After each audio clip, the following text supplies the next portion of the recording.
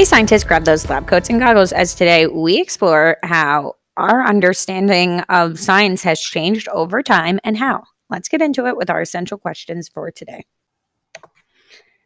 Now, let's talk about our essential question. Remember, essential questions in science and in different lessons can help us think about what we already know about a topic, and it helps us connect to new ideas that we're going to learn today to help us produce a new thought about the topic. Our essential questions will be focused on our different science topics. So look for keywords. In those keywords, the minute you see them and recognize them, I want you to think, what do I already know about this topic? Once you have that in your mind, you want to look at the question again to see what we're trying to answer today or what are we trying to answer about that topic. It's important to remember that an essential question is like a goal as well. By the end of our science lesson, you should confidently be able to answer the essential question.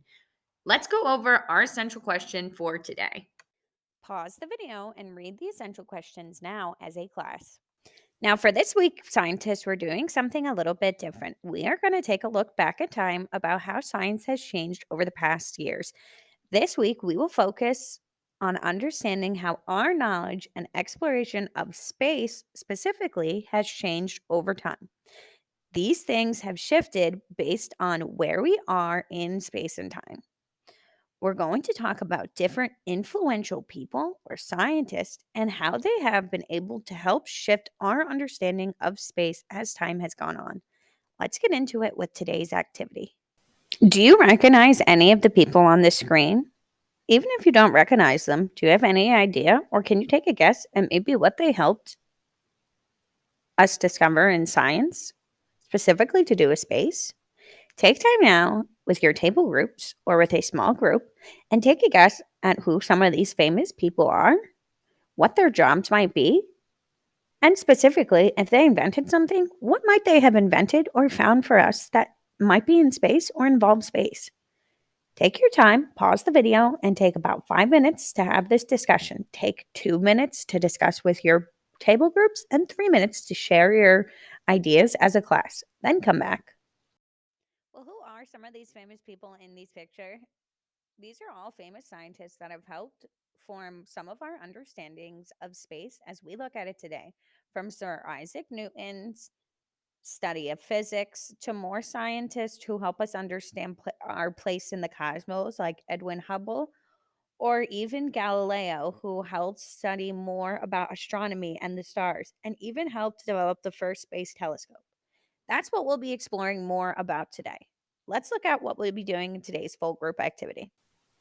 So, what are we doing today? Well, we explored new material about different scientists and their discoveries in space.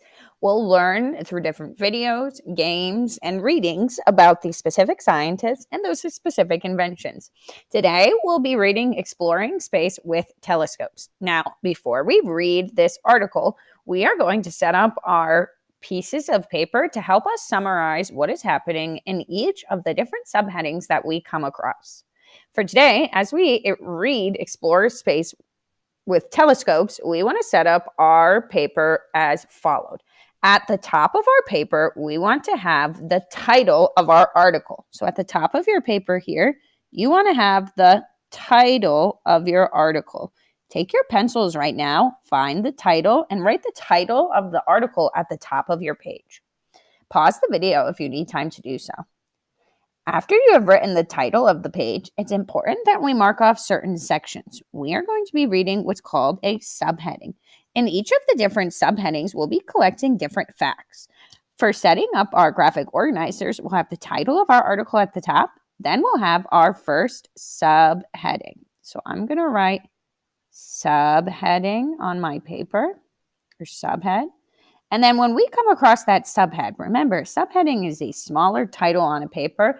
I'm going to write that subheading here. That usually gives me a quick snapshot about what we're supposed to read. After we have completed reading the specific paragraphs under each subheading, we are going to want to write facts about what we just read. We'll want to include at least 3 facts.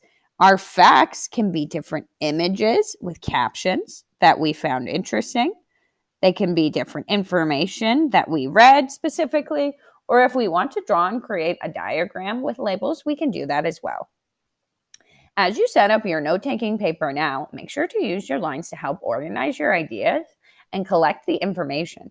After you complete one subheading and collect your facts, you'll go on to continue to read your second subheading and you'll complete the same process over again, collecting more information. Today, you'll focus on that idea of telescopes. And throughout the week, we'll be learning about different scientists and their invention. And we'll be keeping these notes so that we can come up with so that we can use them at the end of the week when we do our final little project for these lessons. Have fun exploring today, scientists, and I'll see you guys soon.